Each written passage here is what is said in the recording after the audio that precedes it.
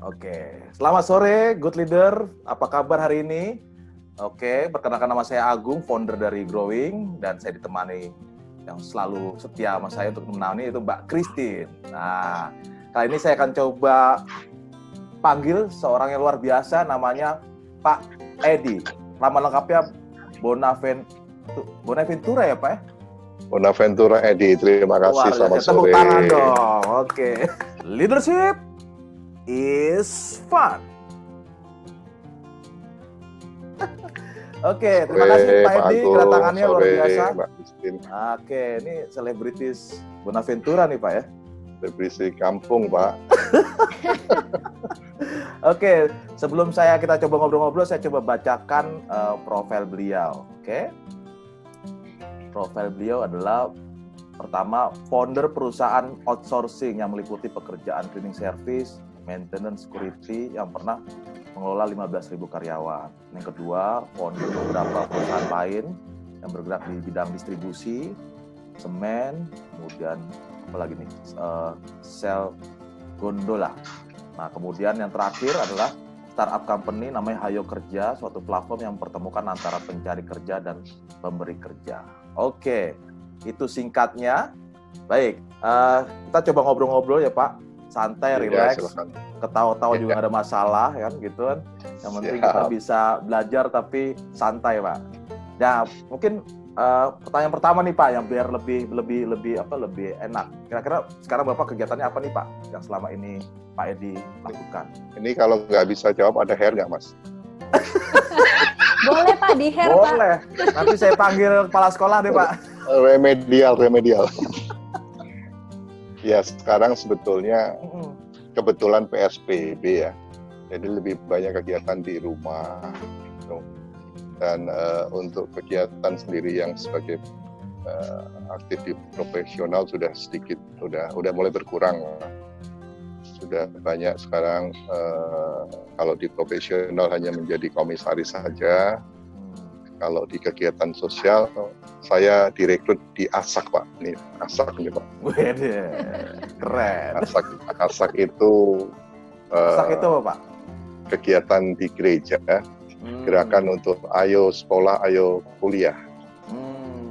Jadi ayo sekolah, ayo kuliah ini jadi beberapa warga gereja yang mampu mengumpulkan uang. Nah, kita mengelola untuk membantu membiayai anak-anak yang butuh biaya untuk sekolah.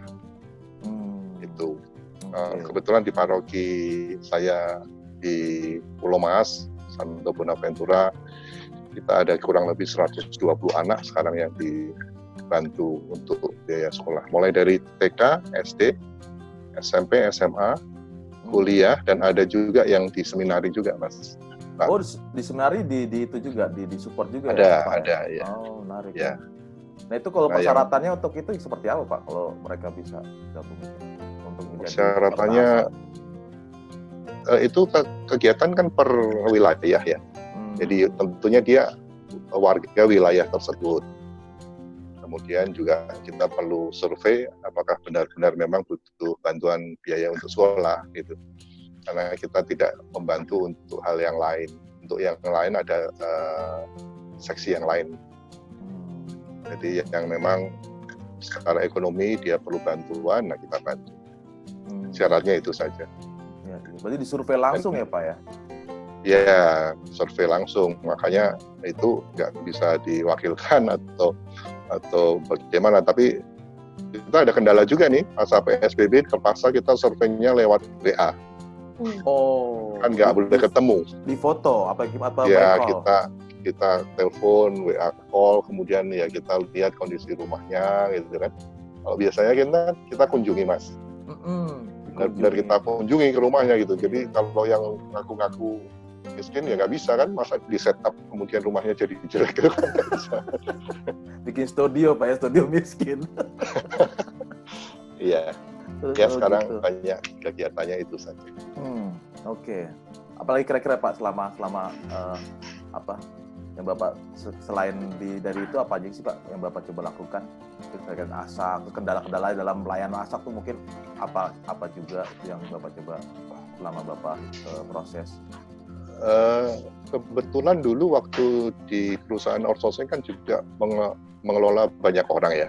Ada 15.000 karyawan, tentunya juga 1.001 macam, 15.000-nya itu semuanya beda-beda semua. Tapi memang berbeda antara di dunia pekerjaan sama di dunia sosial. Yang di gereja ini kan hanya 120 anak saja yang dikelola gitu kan. Tapi memang background-nya berbeda. Dan kita kalau di sosial itu kan nggak bisa kalau di kantor itu kan bisa reward punishment-nya itu jelas gitu ya. Kalau di sosial kan nggak bisa. Kita mau marah-marah siapa? Lu. Gua nggak kerja sama lu juga kan gitu kan. Iya. Nah begitulah. Dan memang mereka yang di gereja ini, yang kita bantu ini, memang orang-orang yang kadang-kadang kita nggak sangka punya pola pikir yang begitu, karena sebelumnya kita kan di dunia pekerjaan ya, nggak di dunia kaum yang mohon maaf ya marginal gitu ya. Kadang-kadang mereka pola pikirnya juga beda, Mas. Jadi kita ternyata setelah sekian tahun kita membantu di Ayo Sekolah, Ayo Kuliah itu, mereka itu sebetulnya tidak hanya butuh bantuan uang, tetapi juga butuh bantuan pendampingan untuk merubah pola pikir mindset mereka. Oh, jadi pendampingan buat anaknya atau orang tuanya juga apa gimana, Pak? Selama Bapak Idealnya orang tua dan anak. Tapi kan kita nggak punya tenaga dan waktu. Jadi anaknya dulu yang kita utamakan. Tapi orang tua biasanya setengah tahun sekali kita kumpulkan juga untuk kita berikan ngobrol-ngobrol gitulah. Untuk kasih pengalaman hidup kita yang di dunia kita yang kita anggap baik untuk mendidik anak menjadi maju gitu loh. Karena kalau anaknya nggak disupport kan ya bagaimana ya, orang tuanya juga nggak support, anak juga kan tidak semua anak itu mempunyai inisiatif sendiri untuk maju. Nggak semua anak sehebat itu kan. Iya. Kan dia perlu role model, perlu melihat contoh mana yang baik gitu. Nah kalau contohnya di rumah yang dilihat yang begitu, ya jadinya kayak begitu gitu. Kira-kira begitu. Oke. Mbak Christine ada pertanyaan? Jadi ada mindset yang perlu dibangun gitu ya Pak. Mindset yang seperti apa sih Pak? Dari pengalaman Bapak mengelola asap tadi Pak. Ya di mereka itu ada yang mohon maaf ya, mereka ada yang berpikir begini, ini memang sudah tugas gereja untuk membantu kita orang yang tidak mampu gitu loh. Jadi mereka mentalitinya hanya menerima minta saja gitu loh, nggak mau berusaha. Nah, sedangkan di dunia sekarang dengan persaingan yang semakin ketat ini kan mana ada yang gratis, semua harus kita usahakan, berjuang kan untuk menjadi yang terbaik supaya kita bisa menjadi sukses, menjadi pemenang. Nah, mental itu ya yang kita ingin tunjukkan ke anak-anak di dalam kegiatan kita. Salah satunya kita coba merangsang mereka dengan memberikan penghargaan gitu ya. Setiap satu semester kita kan minta kumpulkan rapot mereka tuh. Nah, nilai-nilai yang bagus kita kumpulkan, kita kasih hadiah. Kita kasih yang nilainya yang 90 ke atas, kita kasihkan beasiswa full 1 semester. Kalau yang mereka nilainya antara 85 sampai 90, ranking kedua kita kasih voucher. Vouchernya juga voucher Gramedia yang bisa buat beli alat-alat tulis dan buku, bukan untuk belanja di mall. Ya, kemudian yang level tingkat ketiga yang rata-ratanya di atas 8 sampai 85 ya kita kasih juga dengan nilai yang lebih sedikit. Ya ini tidak sempurna karena satu sekolah dengan sekolah yang lain kan kualitasnya tidak sama ya, nggak par ya. Betul. Tapi paling tidak buat mereka tuh anak-anak kita pacu bahwa you harus berprestasi gitu.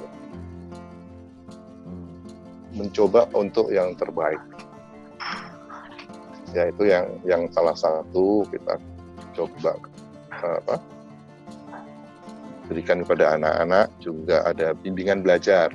Bimbingan belajar. Oh, bimbingan belajar ya, ternyata, Pak, ya? Ternyata kita kan tadinya kita ragu-ragu gitu pada saat mau melakukan bimbingan belajar. Siapa yang ngajar? Kita kan bukan guru gitu loh. Dan kita tidak punya dana untuk bayar pengajarnya sebagai guru gitu kan. Semua sukarela nih. Tapi begitu kita buka pengumuman di gereja bahwa kita butuh volunteer, ternyata yang mendaftar banyak sekali, Pak. Oh, iya. Jadi mereka itu ya kalau saya berpikirnya itu sebetulnya masih banyak orang baik di dunia ini gitu. Amin. Cuma ya mereka nggak tahu wadahnya di mana atau kesempatannya di mana gitu. Ya kalau kita ngelihat berita yang jelek kan kayaknya pesimis amat nih hidup dia. Ternyata enggak lah, masih banyak orang baik. Iya. Setuju, Pak. Nah, kalau dalam proses Bapak dalam kegiatan ASAK, hal-hal yang menarik atau yang lucu apa Pak yang berkesan buat Bapak waktu selama proses jadi pengurus itu, Pak?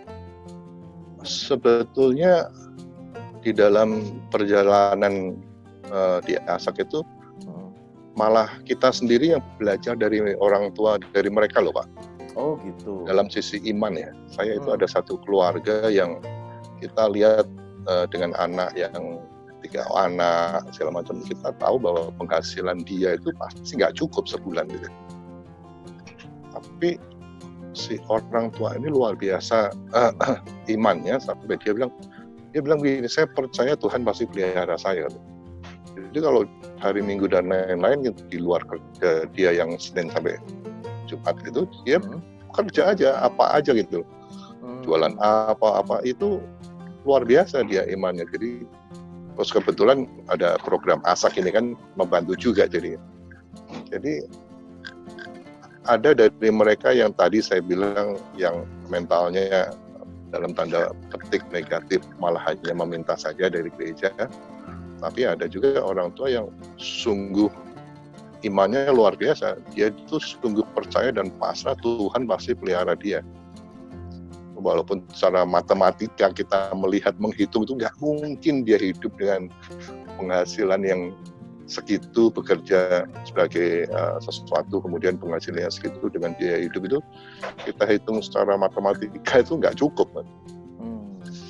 Tapi ya Tuhan pelihara lah ya, dengan caranya yang kita nggak ngerti. Justru malah Bapak belajar sama mereka ya Pak ya? Ya sebetulnya kita malah belajar. Menarik. Kalau menurut saya belajar mah dari mana aja Mas ya. Iya. Nggak harus kita dari dosen atau profesor, dari orang yang mungkin karyawan kita pun kita bisa belajar dari mereka. Karena setiap hal baik punya nilai-nilai yang patut kita pelajari sih. Dari siapapun. Tidak harus dari agama yang sama, ras yang sama, no. Dari siapa saja. Itu pengalaman saya tuh.